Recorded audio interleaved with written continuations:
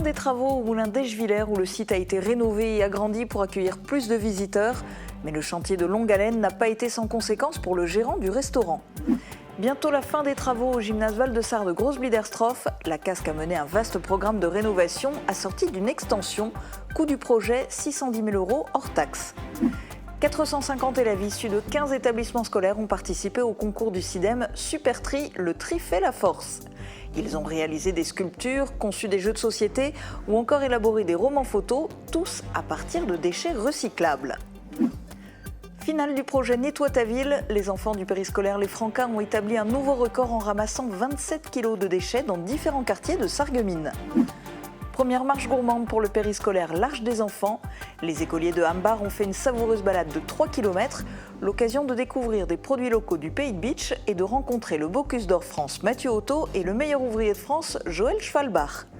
Les enfants du théâtre 70 remontent sur scène.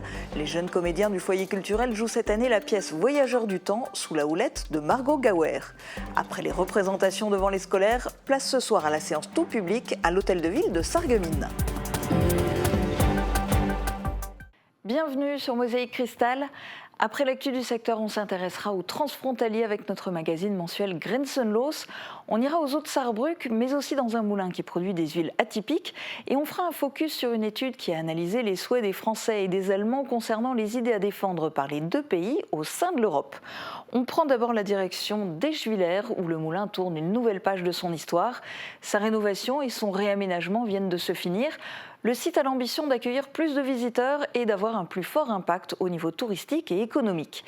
Mais la progression du chantier en 2022 a fait réagir le gérant du restaurant du site, Frank Peter. Des tensions sont apparues entre lui et la CCPB durant les travaux. Le restaurateur a fait remonter plusieurs difficultés. Explication dans ce reportage de Thibaut Desmerlet. Après plus d'un an de travaux, le moulin d'Eschviller achève sa transformation. Le projet de rénovation avait été lancé par l'ancienne présidence de la communauté de communes du Pays de Bitche. Mais le gros du chantier a commencé en janvier 2022. Le but était, tout en gardant l'existant historique, d'agrandir l'espace pour pouvoir recevoir un nombre grandissant de visiteurs. Les chambres ont été modernisées, un ascenseur ajouté sur le côté, un nouvel accueil et sortie de terre. Le restaurant a eu droit à une extension, doublant sa surface de 65 m² pour accueillir une trentaine de clients en plus. Le coût global du projet s'élève à plus d'1,6 million € hors taxes. Une quinzaine d'entreprises locales sont intervenues. La volonté de la communauté de communes était aussi de pouvoir continuer l'exploitation du site pendant la durée des travaux. Mais la rénovation du moulin d'Eschviller a connu quelques aléas qui ont impacté la durée de fermeture du restaurant et créé quelques tensions avec son gérant, Frank Peter. Il gère l'établissement qui comptait 90 couverts, dont 50 en terrasse, et y cuisinait depuis 2017, versant un loyer de 1 060 €. Le restaurateur a échangé par lettre avec la communauté de communes du Pays de Bitche pendant toute la première moitié de l'année 2022. Il dénonçait un problème de communication et un manque d'organisation de l'intercommunalité. Selon lui, l'exploitation de son restaurant a été lourdement impactée par le chantier. Un désastre total pour moi, pour mon entreprise, pour beaucoup de choses. Les travaux ont commencé avant la guerre en Ukraine. Aucune entreprise peut tenir 1 an et demi sans pouvoir exploiter son restaurant, pas faire rentrer d'argent, mais par contre les factures sont toujours là à payer. Et à l'heure d'aujourd'hui, c'est très très compliqué. À l'heure d'aujourd'hui, j'ai vraiment tout perdu, que ce soit mes projets, mon entreprise, mes économies, mon envie de continuer dans cette situation qui est vraiment pas du tout normale. Perte de clientèle, problèmes financiers et de logement, des difficultés qu'il a fait remonter à la CCPB. L'intercommunalité a essayé de répondre à ses besoins. Un logement lui a été trouvé à sa demande plusieurs mois après. La communauté de communes lui a aussi demandé des documents comptables pour évaluer la perte de chiffre d'affaires en vue d'une éventuelle aide financière. Des actes insuffisants aux yeux du restaurateur. À présent, je me retrouve dans une situation que je n'aurais jamais imaginée. Je me retrouve à 36 ans dans une situation la plus basse que ce qu'on pourrait avoir dans cette vie. Et ce qui est dur encore, c'est que à ce jour, si je dépose le bilan, je me retrouve à la rue. Aujourd'hui, le dialogue semble rompu entre les deux parties. L'affaire a été portée en justice par le restaurateur. Un dossier a été déposé avec son avocat. Frank Peter ne veut plus reprendre la gérance du restaurant. Pour lui, il n'y a plus possibilité de revenir en arrière. Un versement de 195 000 € à prévaloir sur le préjudice sera potentiellement demandé suite à une future expertise. Le président de l'intercommunalité, David Suc, n'a pas souhaité répondre à nos questions avant la fin du traitement de cette affaire par la justice. À Grosse-Bliederstroff, le gymnase Val-de-Sarre est presque opérationnel. Depuis près d'un an, un projet de rénovation et de remise aux normes est en cours. Objectif, améliorer le confort des sportifs tout en garantissant leur sécurité. Reportage de Jules Lefébure. Après 11 mois de chantier, les travaux touchent à leur fin au gymnase Val-de-Sarre de Grosse-Bliederstroff. La communauté d'agglomération de Sarreguemines-Confluence a mené un programme de rénovation d'ampleur, poussé les murs du complexe pour accueillir tout le matériel sportif, donner un coup de frais aux équipements vieillissants et tout remettre aux normes. Donc ont été créés 2 fois 60 mètres carrés de locaux de rangement, donc on arrive à un total de 120 mètres carrés environ, afin de permettre de dégorger en fait l'aire de jeu, puisqu'il y avait un stockage autour de cette aire de jeu avec les différents tapis, les différents agrès de muscu, etc. Pour les vestiaires du gymnase, donc la priorité au niveau du programme, c'était dans un premier temps la mise en conformité, d'une part en termes d'accessibilité, d'autre part d'un point de vue sécurité incendie. Il était également, je pense peut-être nécessaire d'apporter un petit peu un rafraîchissement de l'ensemble des équipements. Une dizaine d'entreprises spécialisées a travaillé sur le projet. La Casque a beaucoup investi pour donner un coup de jeune au gymnase, construit dans les années 70 et n'ayant jamais connu de gros travaux de rénovation. Alors le coût du chantier, il y en a pour 610 000 € hors taxe. Il faut compter à peu près 552 000 € pour le matériel, le gros œuvre et tous les travaux, et 58 000 € pour la maîtrise d'œuvre et puis pour le bureau d'études. Alors c'était la communauté d'agglomération qui est entièrement financée. Il y a une partie à peu près 122 000 € de subvention de la DETR. Tout est désormais presque prêt pour recevoir les sportifs et les scolaires. La réouverture de l'infrastructure est prévue pour début septembre. Nos déchets ont de la valeur, ils peuvent même permettre de remporter un concours. Chaque année, le Centre transfrontalier d'éducation à l'environnement, situé dans les locaux du CIDEM à Morsbach, organise un concours avec pour thème dominant l'écologie et surtout le tri des déchets. Pour cette 9e édition, 450 élèves issus de 15 établissements scolaires ont participé au concours pédagogique Super Tri, le tri fait la force. Jeux de société, sculptures ou encore romans photos, ils ont tous proposé au jury des réalisations faites de déchets recyclables. Louis Simon et Rodolphe Wagner ont assisté à la remise de prix. Mercredi dernier, au Centre transfrontalier d'éducation à l'environnement de Morsbach, avait lieu la cérémonie de remise des prix du concours pédagogique intitulé Super Tri, le tri fait la force. Les écoles de Petite-Rosselle, Bouzonville, Morsbach, Eichenberg, Rallin et le collège Pirate de Forbach ont travaillé sur des super-héros fabriqués en matériaux de récupération. Des œuvres qui rappellent l'importance du tri tout en éveillant l'appétit artistique des élèves, comme pour l'école Le Bouton d'Or de Eichenberg. Alors sur invitation du CIDEM, j'ai été conviée à ce moment de remise en fait de prix. Donc a priori, notre école a été sélectionnée pour faire partie des premiers prix. Donc on ne sait pas encore exactement lequel, mais en tout état de cause, on est déjà très fiers d'avoir participé. Mais si en plus les élèves et les enseignants qui sont récompensés, c'est tout bénéfice pour montrer que le tri, ça fait du bien. 3 lauréats dont la première place revient à Petite-Rosselle avec leur Super Bob. 2 prix spéciaux récompensant la qualité de l'expression artistique ont également été remis à l'école d'Enchenberg ainsi qu'à l'ensemble scolaire d'Antoine Gap, avec respectivement l'As du Tri et Mademoiselle Net. Le concours avait également une partie jeu de société avec 3 lauréats dont la première place est occupée par l'ensemble scolaire Antoine Gap et la Providence avec leur Recyclo-Game.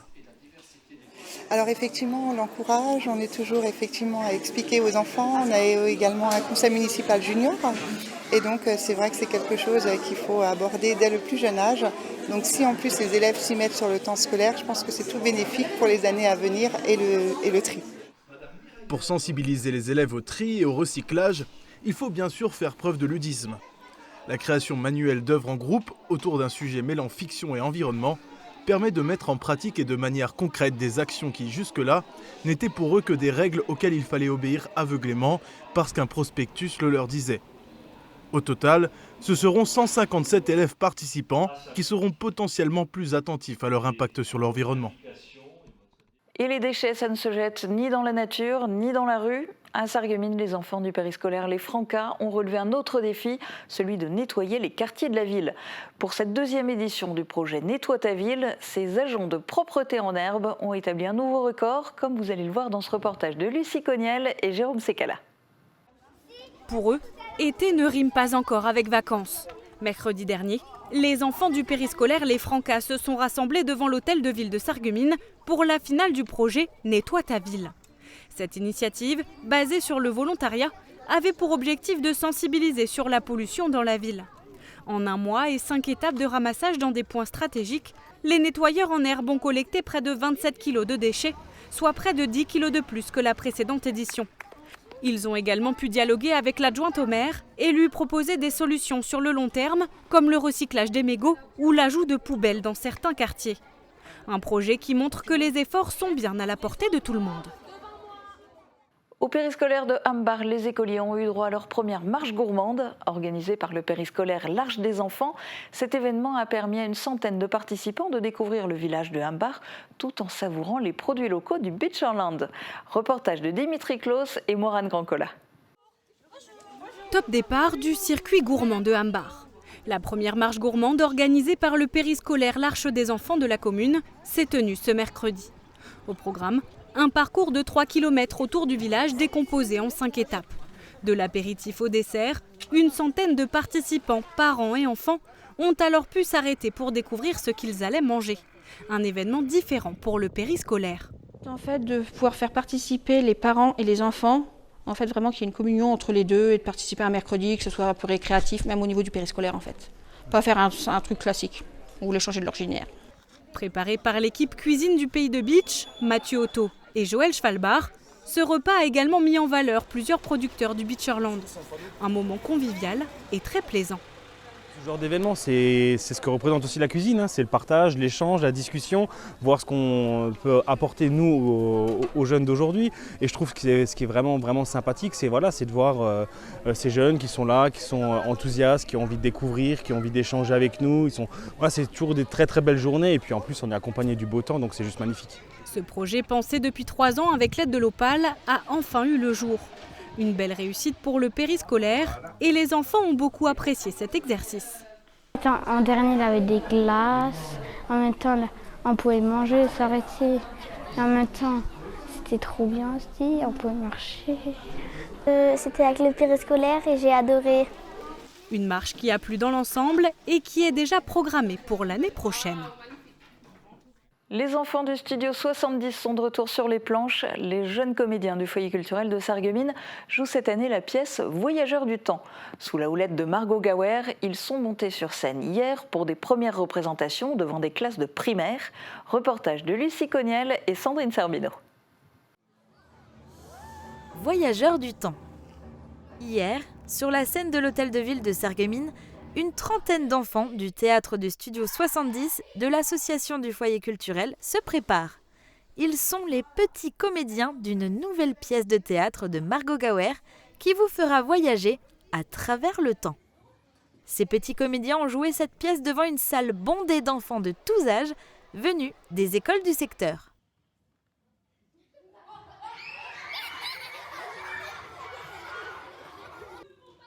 Aussi captivant qu'amusant, Voyageurs du temps est un spectacle découpé en 3 courtes pièces. De la préhistoire aux années 80 en passant par la Renaissance, les 3 histoires ont pour personnage principal une mystérieuse armoire spatio-temporelle.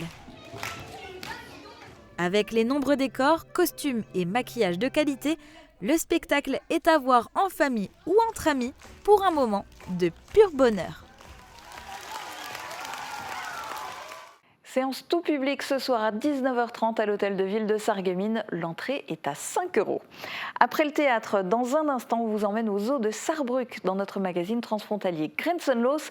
Et la météo est toujours au beau fixe pour aller le visiter. Couverture et zinguerie, une toiture Moder Habitat apporte sécurité, protection et pérennité par tous les temps. Retrouvez votre programme avec le Crédit Mutuel, partenaire des grands événements de votre région. Une banque qui appartient à ses clients, ça change tout. Bonjour tout le monde, c'est une belle fin de semaine qui nous attend et un très beau week-end. Demain encore, le soleil sera très présent malgré quelques nuages inoffensifs qui prendront place dans le ciel l'après-midi. Côté température, les minimales iront de 10 à 12 degrés et les maximales toujours de 29 à 30 degrés, donc pensez à vous protéger. Demain, nous fêtons les Hervé, il fera jour de 5h29 à 21h42. Passez tous une très belle journée et un excellent week-end. C'était votre programme avec le Crédit Mutuel, partenaire des grands événements de votre région. Une banque qui appartient à ses clients, ça change tout. Du 30 juin au 2 juillet, vivez un week-end de fête à Sarreguemines à l'occasion des 30 ans du Grand Festival des Arts de la Rue de la Saint-Paul. Près d'une vingtaine de compagnies et plus de 100 artistes pour des festivités sous le signe du rire et de l'émotion. Vendredi 30 juin dès 18h, inauguration en musique et échassier dans les rues du centre-ville. Grand spectacle symphonie par la compagnie d'Hébrahu-Belzac le samedi soir dès 23h. Des animations, des spectacles, un marché d'artisans potiers et des concerts à découvrir. Programme complet sur saintpaul.sarreguemines.fr. Bricoman, la qualité pro pour vos chantiers. Plus de 200 marques référentes dans le bâtiment. 20 000 produits indispensables de la construction et de la rénovation. Disponibles immédiatement en libre service, en retrait 2 heures ou en livraison. Chez Bricoman, vous pouvez compter sur des équipes compétentes et proches de vous pour accompagner tous vos chantiers.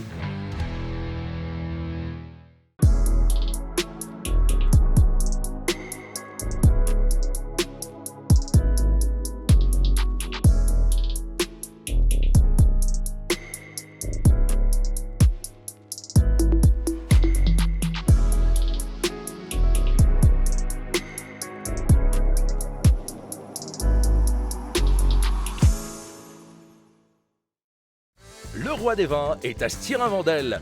Faites votre choix parmi plus de 3500 références de vins. Une large gamme d'alcool et de spiritueux. Et des idées cadeaux pour toutes les occasions. Nouveau, la cloche. Faites-vous plaisir avec une grande variété de fromages d'une provenance 100% artisanale. Le roi des vins à Stirin-Wendel, le temple des gourmands et des gourmets.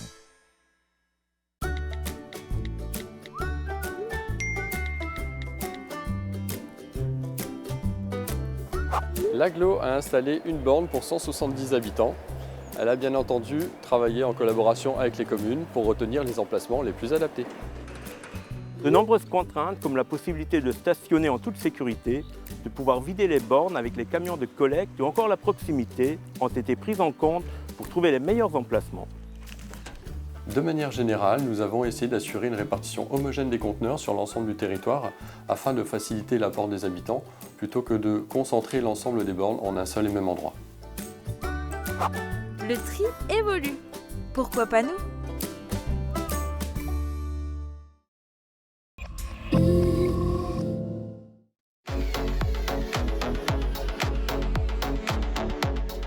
Bonjour à tous, entrez avec moi dans le cadre pour découvrir une jeune artiste, une chanteuse qui a seulement 14 ans et sa douce voix va certainement vous surprendre. Elle s'appelle Léane Cherboski. J'avais 100 ans, je me reconnais plus, j'aime plus les gens depuis que je t'ai vu, je veux plus rêver, je voudrais que tu viennes me faire voler, me faire je t'aime. Mais tu n'es pas là.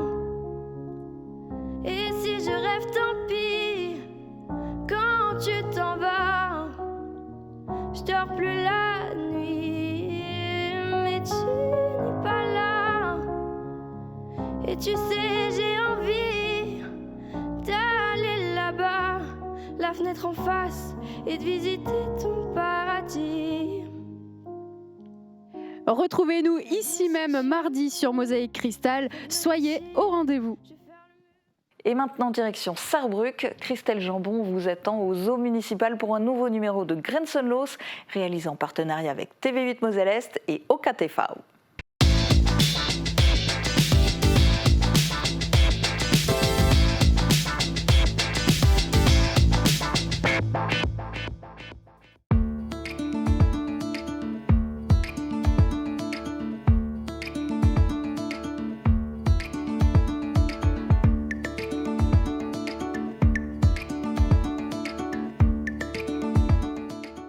Herzlich willkommen bei Grenzenlos. Je suis ravie de vous retrouver aujourd'hui dans notre émission transfrontalière côté allemand. En Sarre, je vous propose de partir à la rencontre des animaux du zoo de Saarbrück. Vous venez ?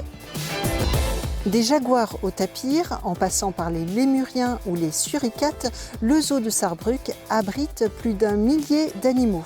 Nous ferons la connaissance d'Elisha Hernandez, soigneuse animalière au zoo, qui propose avec son équipe de nouvelles offres de visites pédagogiques dans la langue de Goethe, mais aussi de Molière. Le labo interculturel se consacre aux onomatopées des animaux. Dans ce secteur, il y a aussi des différences entre les deux pays. Quelles idées souhaitez-vous que la France et l'Allemagne défendent en Europe? C'est la question qui a été posée en ligne à des citoyens français et allemands. On verra ce qu'il ressort de cette consultation citoyenne. Et pour finir, direction Hauenstein pour découvrir comment se fabriquent des huiles plutôt rares.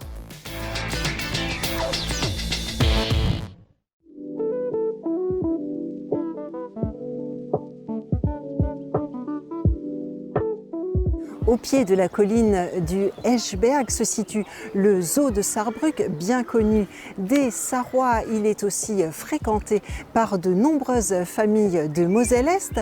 Émilie Capodici revient sur l'histoire étonnante de ce lieu qui a vu le jour en 1932 et qui accueille aujourd'hui plus de 150 espèces animales. Avant de trouver sa place sur la colline d'Eschberg, le zoo de Saarbrück avait été aménagé en 1932, là où se situe aujourd'hui le jardin franco-allemand. Le parc animalier pour animaux exotiques est tout d'abord créé par le zoologue Gustav Mock pour en faire un parc privé. En 1950, il déménage sur les hauteurs de la ville à sa localisation actuelle et est racheté par la ville de Saarbrück en 1955. De nombreux travaux d'aménagement ont suivi en vue de garantir l'attractivité du lieu, mais aussi pour améliorer le bien-être des animaux. Désormais, c'est 1 millier d'animaux, soit environ 150 espèces qui cohabitent sur un terrain d'une douzaine d'hectares. Parmi les favoris du public, on retrouve les girafes, les singes, les suricates ou encore les phoques, des animaux choyés au quotidien par une quarantaine d'employés et soigneurs. Si le zoo s'est établi comme un lieu de promenade incontournable pour les familles sarroises, il accueille aussi parmi ses visiteurs plus de 30% de Français. Parmi eux, de plus en plus de scolaires s'y rendent pour des visites ou des programmes éducatifs et de sensibilisation. Chaque année, près de 200 000 visiteurs passent les portes du zoo de Saarbrück, ce qui en fait l'un des établissements de loisirs majeurs de la grande région.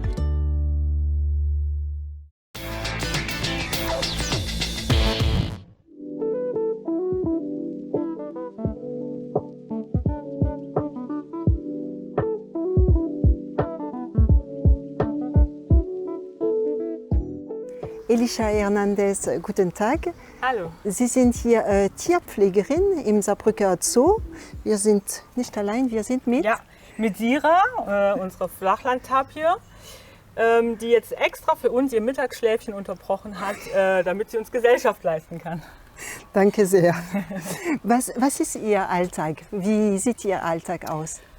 Nun, morgens kommen wir zur Arbeit in aller Frühe. Bei uns beginnt es um 7 Uhr morgens. Und dann geht es erstmal los. Wir begutachten alle Tiere, sind alle gesund, machen sie einen guten Eindruck. Wir lassen uns natürlich auch gerne begrüßen, denn nicht nur wir freuen uns, wenn wir auf die Arbeit kommen, auch die Tiere freuen sich. Und morgens, bevor der Zoo öffnet, beginnt für uns die Hauptarbeit. Gehege säubern, Tiere versorgen, füttern, noch dort arbeiten, wo dann später die Leute sind, ne, die Scheiben alle sauber machen, die Wege sauber machen. Und so beginnen wir den Tag. Haben Sie vielleicht ein Lieblingstier, also mit einer bestimmten Beziehung? Ja, das ist eine ganz schwierige Frage. Ich sage immer gerne, ich habe kein Lieblingstier, ich habe einen Lieblingscharakter. Und dazu gehören ganz viele. Die Sira ist eine davon. Sie ist groß und stark, aber sie weiß es nicht. Sie ist eine Liebe. Ich persönlich mag sehr die Flamingos, von denen viele Leute behaupten, die sehen alle gleich aus. Die sind bestimmt langweilig. Nein. Auch alle Flamingos haben ihren eigenen Charakter. So kann ich fast über jedes Tier hier im Zoo sagen, warum ich es mag, weil ich mit vielen eine Geschichte habe. Viele Franzosen kommen hierher, um diesen Zoo zu besichtigen. Wie viele?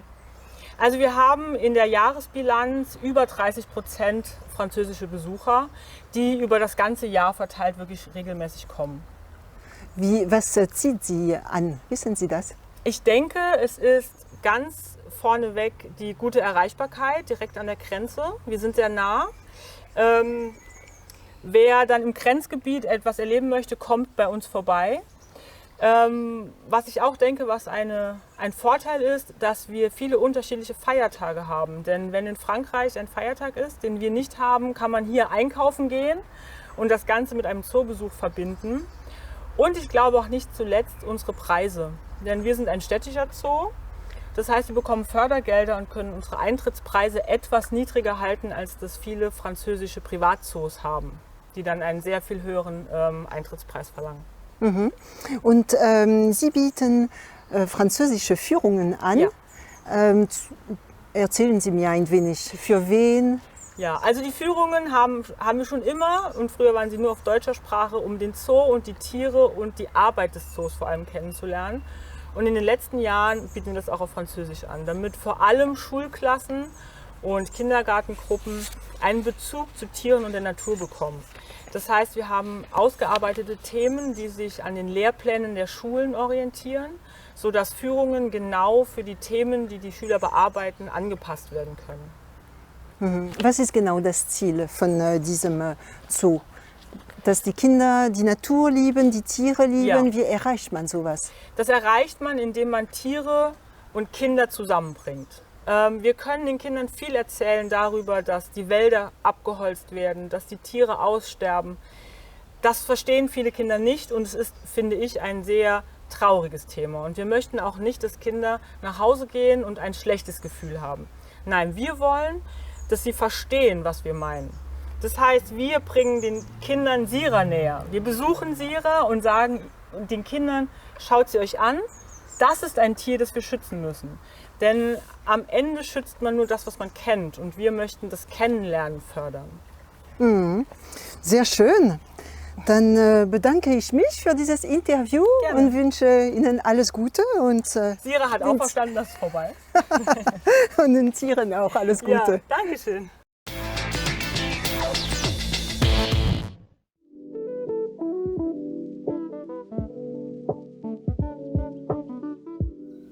Comment fait le coq en français et en allemand? Vous donnez votre langue au chat? Tom Kuchutsa répond à cette question et à d'autres dans son labo interculturel sur les onomatopées des animaux.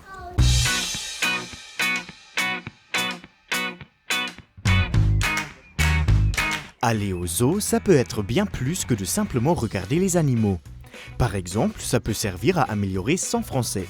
À ma dernière visite au zoo de Sarrebruck, j'ai rencontré une mère française avec ses enfants. Une situation toute normale, sauf une chose, les onomatopées. Alors Maëlle, comment qu'a fait la poule? Côte-côte. Et le coq? Cocorico. Cocorico. Vous avez dit quoi? Cocorico? Cocorico? Non, le coq il fait kikeriki. Kikeriki, mais non, il fait cocorico. Kikeriki, cocorico, qui aurait cru que traduire des simples bruits d'animal peut être si différent d'une langue à l'autre, alors que le bruit original est clairement le même? Bref, on s'est donc promené ensemble pour découvrir encore d'autres exemples. Alors, et les cochons alors? Comment ils font les cochons? Croin, croin. Croin, ah bon? Oui. Ils font croin. Bah non, chez nous c'est clairement oink oink. Oink oink. Ouais, voilà. Ça fait un peu chinois quand même. Hein. Vous trouvez, hein? Des cochons chino-allemands, des vaches qui disent me en France et mou en Allemagne. On n'arriverait pas à se mettre d'accord. Et sinon, vous avez des animaux, vous? Bah oui, en fait, j'ai un chat, ouais, moi. Alors, le chat, il fait comment? Alors, en Allemagne, c'est miaou. En France, c'est comment, Maëlle? Comment il fait le chat? Miaou. Ah bah voilà. Mais quand même, la prochaine fois que j'irai au zoo avec des Français, il faut que je révise les onomatopées.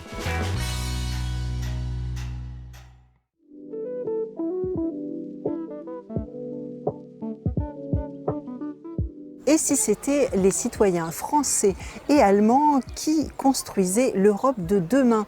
En tout cas, ils ont eu leur mot à dire à travers une vaste étude lancée dans les deux pays.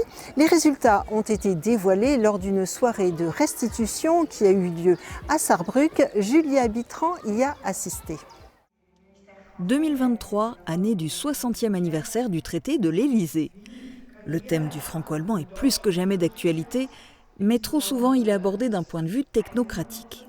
Pour la première fois, une consultation a été menée au niveau des citoyens. Intitulée « Regardez ensemble vers l'avenir », elle a été initiée par Civico Europa et l'Académie européenne de Berlin et menée en ligne par make.org, qui a ensuite analysé les propositions et les votes des 51 611 participants. Il ne s'agissait pas du tout d'une enquête orientée avec des thématiques prédéfinies. Au contraire, une seule question, très ouverte, était posée aux participants. Quelles idées souhaitez-vous que la France et l'Allemagne défendent en Europe ? Et le fait de ne pas avoir mis de catégorie l'a rendu en fait compatible avec des gens qui ne sont pas des experts. Là, sur 50 000 personnes, on a vraiment la vraie population qui ont un point de vue, qui sont à minima intéressés par le sujet. Mais ce n'étaient pas les experts, c'était les vrais citoyens. C'est pour ça que les réponses sont si intéressantes. Du 22 janvier au 23 avril, les participants ont pu échanger et confronter leur vision de la coopération franco-allemande. Une plateforme de démocratie en quelque sorte, qui était un projet phare pour le Fonds citoyen franco-allemand, qu'il a soutenu financièrement par une contribution de plus de 100 000 €. Cette consultation, elle vise non seulement à faire un état des lieux de cette coopération franco-allemande après 60 ans, mais surtout, elle est ancrée dans le présent et se projette vers l'avenir parce qu'on demande aux citoyens et citoyennes des deux pays, qui ne sont pas forcément dans le franco-allemand, de savoir qu'est-ce qu'ils veulent pour leurs deux pays et dans quel domaine ils veulent, on va dire, améliorer cette coopération. 1783 propositions ont été rédigées par les citoyens français et allemands. Elles ont suscité plus de 940 000 votes. Des thèmes très variés ont été abordés, diplomatie, économie, défense, environnement, culture, éducation, immigration, fiscalité, transport, santé, etc. Le travail de synthèse mené par make.org a permis de mettre en exergue les points de convergence entre les citoyens allemands et français, comme la protection de l'activité économique et industrielle européenne, le développement d'une stratégie énergétique commune ou encore l'harmonisation de la fiscalité européenne. A contrario, cette étude pointe du doigt les différences de vision de part et d'autre de la frontière, notamment concernant le nucléaire, la politique agricole ou la réforme des systèmes scolaires. Le sujet n'est pas directement de faire ce que les citoyens veulent, mais de comprendre où les citoyens sont d'accord. Quand on veut construire vraiment une dynamique, on n'a pas simplement besoin de savoir ce que veulent individuellement les gens, on a besoin de comprendre là où collectivement il y a des points d'accord évidents entre la France et l'Allemagne, parce que là-dessus on peut construire. En parallèle de cette consultation des citoyens français et allemands, make.org a lancé une étude auprès d'1 million de jeunes citoyens des 27 pays de l'Union européenne. Les résultats de ces deux consultations pourraient devenir une sorte de matrice pour les candidats aux élections européennes de juin 2024, car c'est maintenant aux politiques de porter les idées émanant de la société civile.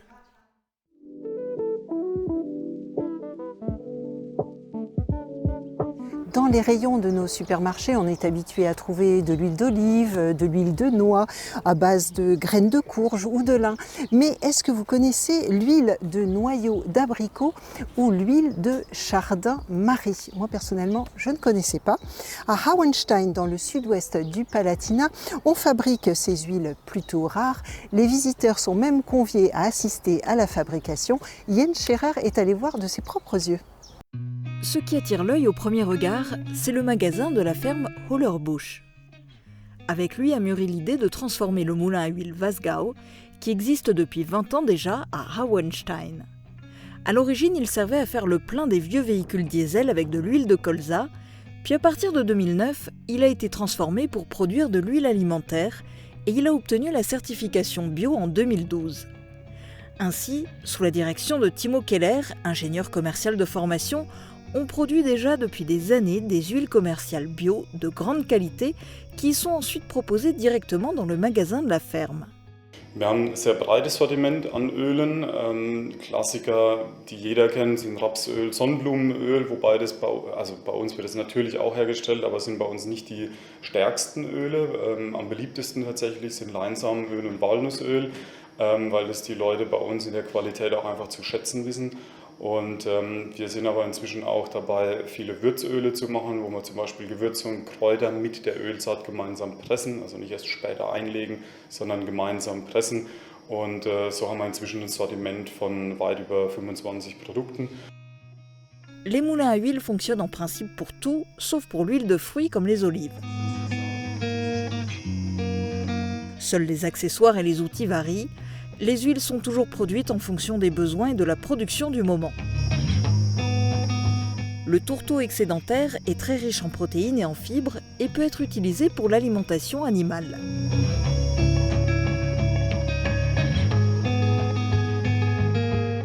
Also wir pressen in der Stunde auf einer Mühle ungefähr 6 bis 7 Liter Öl. Und das ist natürlich der erste Schritt. Die Maschine wird eingerichtet, die Saat wird abgewogen, weil wir pressen immer nur so viel, wie wir auch benötigen. Deswegen wiegen wir das vorher ab, wissen, wie viel kommt ungefähr raus. Das geben wir dann in die Mühle. Die Mühle starten wir. Im Idealfall läuft dann auch alles gleich gut an. Wenn das Öl fertig ist, dann darf sich das erstmal ein paar Tage absetzen. Das kann man vergleichen mit einem naturtrüben Apfelsaft, der zunächst mal trüb ist, wo sich die Trübstoffe dann unten irgendwann absetzen. Das haben wir ähnlich auch beim Öl. Dauert beim Öl 3, 4, 5 Tage. Und danach, dadurch sparen wir uns eben auch das Filtern und danach können wir das Öl von Hand abfüllen, verschließen das alles von Hand, etikettieren es von Hand und dann ist das Ganze fertig. Une autre particularité est qu'en automne, des noix locales sont achetées à des particuliers et transformées par l'association Lebenshilfe Herxheim. Ensuite, au moulin Wasgau, elles sont transformées en huile de noix de Palatina.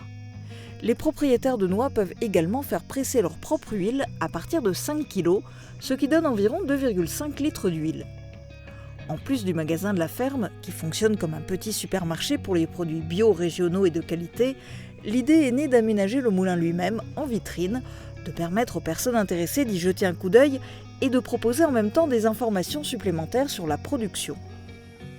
Speiseöl ist sehr unterschätzt als Produkt und wir wollen hier auch einfach aufklären, was bedeutet es, ein hochwertiges Speiseöl herzustellen, warum ist es auch einfach teurer, wo sind die Unterschiede, man kann bei uns alle Öle auch probieren logischerweise, um einfach ein Gefühl dafür zu bekommen, was bedeutet eigentlich Speiseöl. Und viele Menschen gehen hier raus und haben entdeckt, dass man auch mit dem Öl quasi wie ein Tasting machen kann, das kann man nicht nur mit Whisky und Wein machen.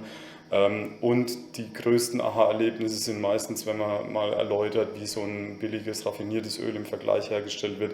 Da bekommen viele große Augen und das wollen wir einfach ein bisschen aufklären, um die Sensibilität dafür zu wecken. Le moulin à huile Wasgau expérimente également régulièrement de nouvelles recettes et variantes. L'équipe compte 17 collaborateurs au total. Les clients réguliers viennent de la région, mais utilisent également le service d'expédition du moulin au-delà de la région.